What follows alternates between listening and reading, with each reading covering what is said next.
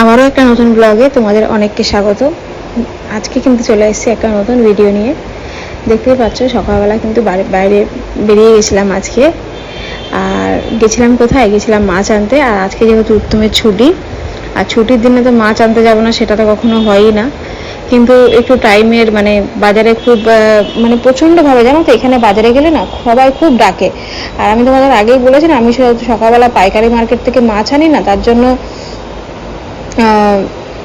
ভীষণ ডাকে সবাই এদিক ওদিক থেকে।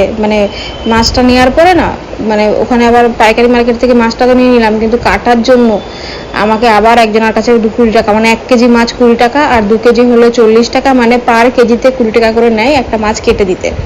তো যাই হোক, দিয়ে সবাই এত ডাকাডাকি করছিল না, লাস্টে কারোর কাছে দিইনি, আগে বাড়িতে নিয়ে চলে এসেছি। আর যেহেতু বাড়ি থেকে আসার সময় এবার একটা বটি নিয়ে এসেছি, তার জন্য আর টেনশন নেই। আগে মাছ নিলে পরে না কেটেই নিয়ে আসতে হবে, যতই সমস্যা থাক না কেন।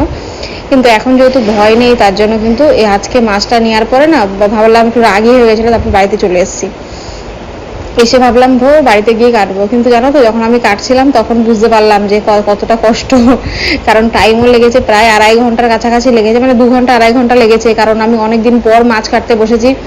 আর দ্বিতীয় কথা, বটিটা যেহেতু সেভাবে ইউজ হয় না, তার জন্য না বটিটাতে একদম ধার ছিল না।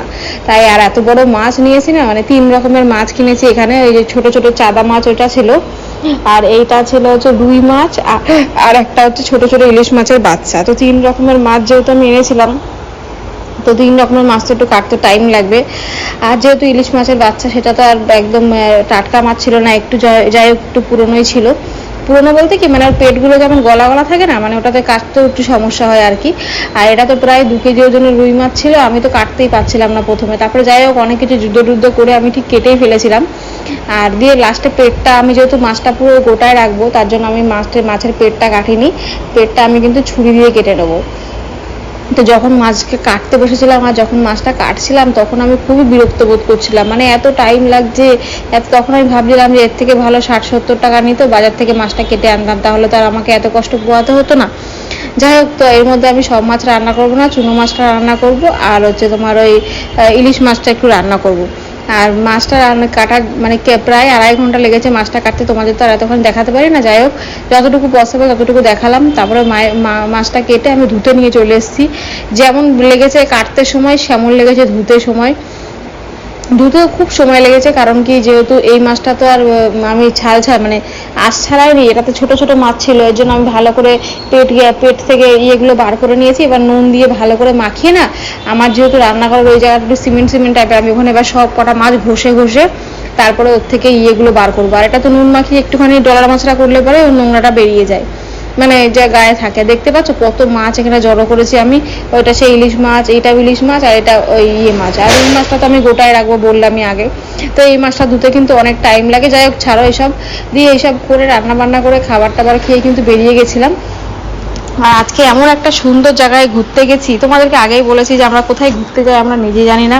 বাড়ি থেকে বেরিয়ে যাই অনেক দূরে, এবার যখন পৌঁছে যাই তখন দেখি যে হ্যাঁ এই জায়গায় এমন ঘুরতে আসলাম। তো আজকে সেমনই করতে করতে একটা জায়গায় পৌঁছে গেছিলাম, যে জায়গাটার নাম হচ্ছিল ভিদি এরকম কিছু জায়গা ছিল। যাই হোক, তো আমরা অ্যাকচুয়ালি সুরাটের বাইরে মনে হয় যত সম্ভব পৌঁছে গেছিলাম, কারণ দেখাচ্ছিল যে রাইট সাইডে গেলে সুরাট, আর লেফট সাইডে গেলে পরে বিধি এরকম কিছু একটা জায়গা, আমি ভুলে গেছি নামটা। আর একটা কথা তোমাদের কি বলবো বলতো, যে আমরা যেখানেই যাই না কেন, সেখানে কিন্তু আমাদের চোখে মন্দির ঠেকবেই। আর সেটা যে কোনো মন্দির হোক, বেশিরভাগ শঙ্কর ভগবানের মন্দিরই হয়। তাও যাই হোক, অনেকক্ষণ ধরে রাস্তায় যেহেতু গাড়ি চালিয়ে না, তারপরে একটুখানি জল পিপাসা পেয়ে গেছিলো, তো একটা দোকানে দাঁড়িয়েছিলাম একটু জল খাওয়ার জন্য, একটু চাও খেতাম, কিন্তু চা ছিল না। আর আমরা এমন সুন্দর একটা রাস্তা দিয়ে যাচ্ছিলাম, এত সুন্দর যে আমি তোমাদের বলে বোঝাতে পারবো না।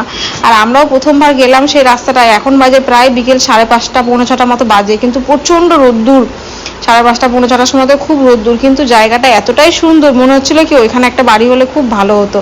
ছেলেপেলেরা খেলছে, বয়স্করা বাইরে বসে আছে, ঘর একদম একটু গ্রাম্যর মধ্যে, গ্রাম্য পরিবেশে ছিল, আবার শহরাঞ্চল দুটো মিশিয়ে ছিল। খুব সুন্দর জায়গাটা। যদি কোনোদিন আবার আমাদের টাইম মেলে তাহলে পর আবার ওইদিকে। এবার আমরা সবসময় এই ছুটির দিনে কি করি, একটা একটা জায়গায় ঘুরতে যাই। তো এইটা হচ্ছে আমাদের ডেস্টিনেশন ছিল, এখান থেকে আমরা ব্যাক করেছিলাম। আর এখানে দাঁড়িয়ে আমরা অনেক শর্টস করেছি, সেই শর্টসগুলো কিন্তু তোমরা আমার চ্যানেলে গিয়েই শর্টসে গেলে পরে দেখতে পারবে। আর তারপরে সেখান থেকে চলে আসলাম একটু চা খেতে। উত্তম একটা চা আর আমি একটা, উত্তম একটু খেলা হচ্ছিলো বলে একটু খেলাও দেখছিল।